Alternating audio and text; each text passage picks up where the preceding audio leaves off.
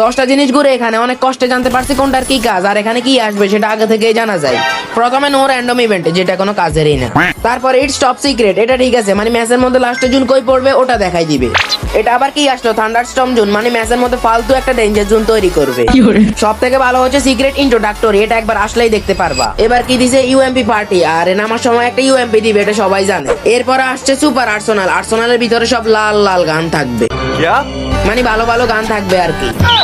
এবার দিছে লুট শো, আর এটা মারাত্মক। এয়ার ড্রপের মধ্যে সব আগুন আগুন গান থাকবে, এটা যে কোনো এয়ার ড্রপের মধ্যে, দেখতেই তো পারতেছো। এরপরে ওয়েপেন সুরগি, শটগানের উপরে এরকম একটা চিহ্ন দেখতে পারবা, ঠিক আছে, এটা দিয়ে এনিমিকে মারলে এনিমি বেশি ড্যামেজ খাবে। আরে ওটা তো একবার দে, এবার দিছে ব্যাক টু দ্য ফ্রে, এখানে দেখাও এটা আসলে রিভাইভ পয়েন্ট অনেক দ্রুত কমপ্লিট হবে। যাক, অবশেষে দিছে সিক্রেট ইন্ট্রোডাক্টরি, আর্সেনাল আগে থেকে খোলা থাকবে, মানে নামার সাথে সাথে লুট কমপ্লিট।